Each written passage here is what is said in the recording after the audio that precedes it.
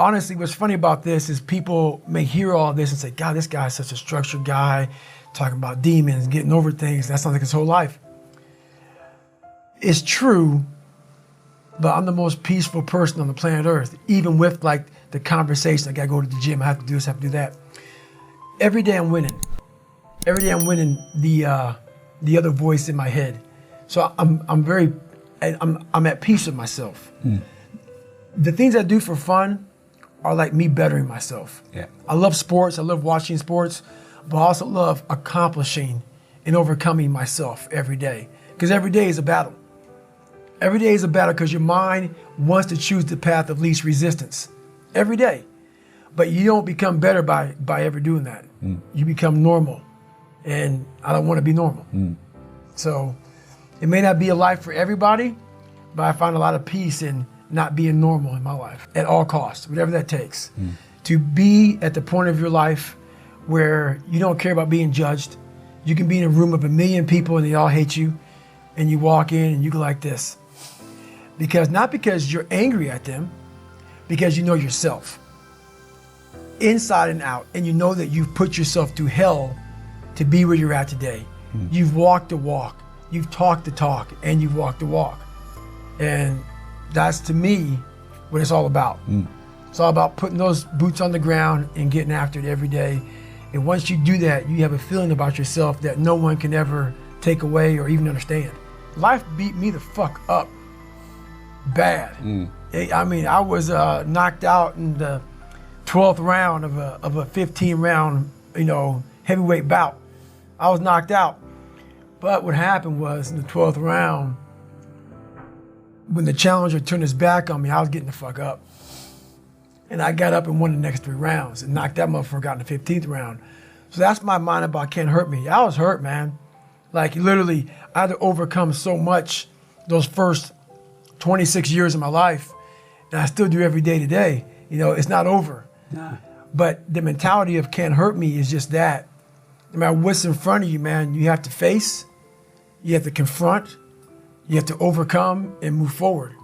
So my father, some of the kids that bullied me, my learning disabilities, all these things I went through in life, stuttering, has so many different issues, failing and failing and failing.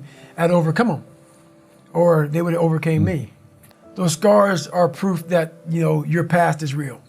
So they're never gonna go away. I own them, but I'm proud of my childhood. I'm proud because without all of these lessons in life, and everybody says this bullshit, I mean it. I mean it, because I was able to look at my childhood and how I grew up as the ultimate training ground for my life. There has to be some people on this planet Earth who have my mentality.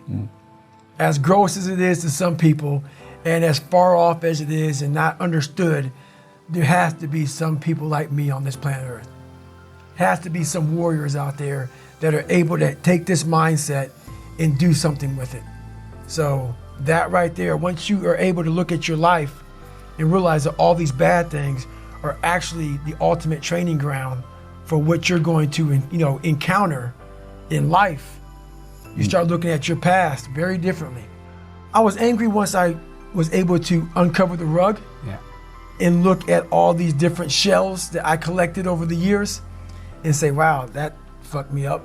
And that one fucked me up even worse than that one. And shit, that one was real bad. And because what happens is when you start to collect all these shells, and these shells are bad things of your life, and you put them in your nice treasure chest and you hide them, because it reminds you of where you were at, but you don't want to visit them all the time.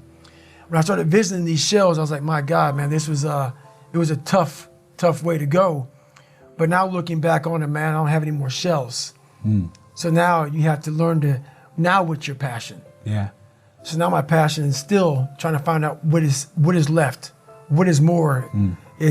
Can I be driven without the anger? And I can be. I've only dissected 44 years of my life. While I'm still living, I'm still in my live autopsy. So, right now, until I'm dead, I'm still examining human potential. How far can the mind go? How far can we go as human beings? So that's, I call myself the Stephen Hawkins of the mind. He was obsessed with everything he ever dove into. You know, the guy couldn't walk or anything, you know, so he was like the mind. That's one thing he didn't want to lose. And I became obsessed with it because it's the one thing that controlled me. So I became obsessed with this.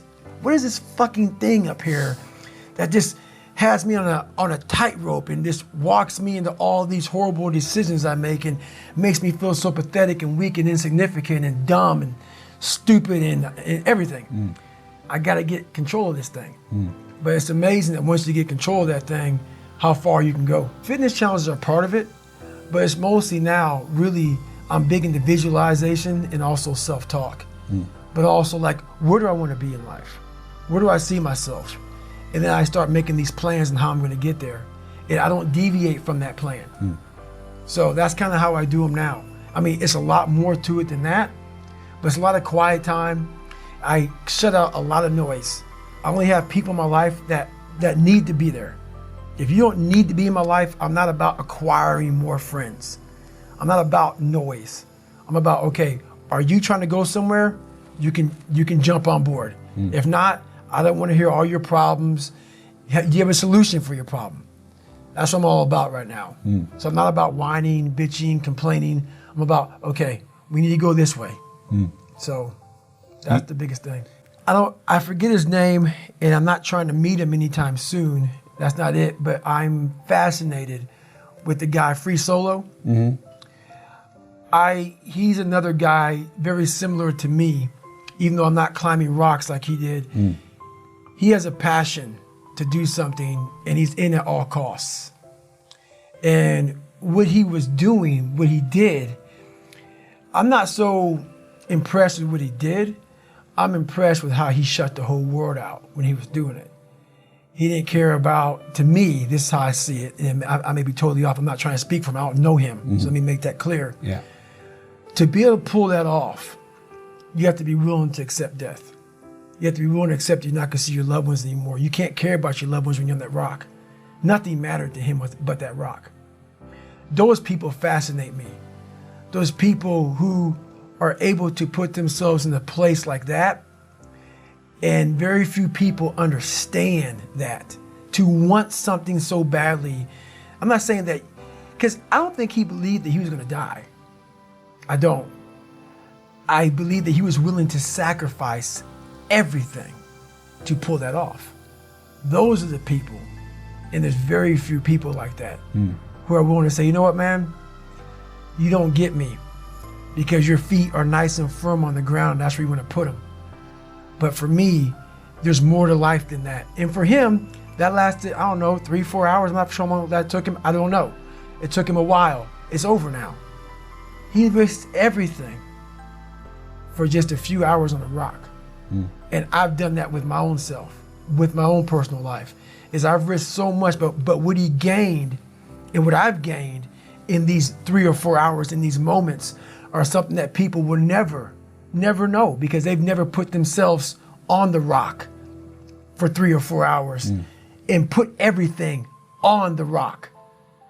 And that's something that very few people can understand.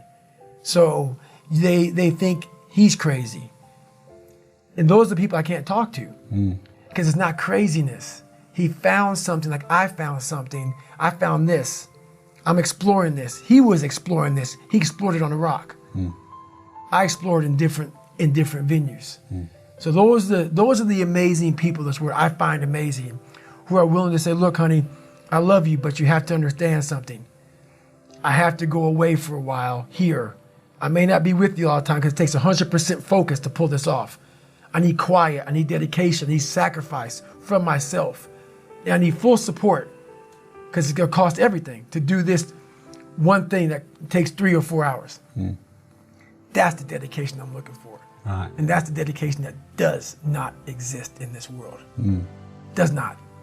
But what makes it so crazy to me is so many people have that ability. They haven't taken the time to see what they want in life. Therefore, he's crazy. I'm crazy. They put a title on us. And you know what a title does to people? A title is the greatest separator of all time. It allows you to go away in your comfort zone saying, he's just nuts. He's special person. That gives you a get out of jail free card. You can go ahead and be normal now because we're special people. No, We found what we want in life. That's all it is.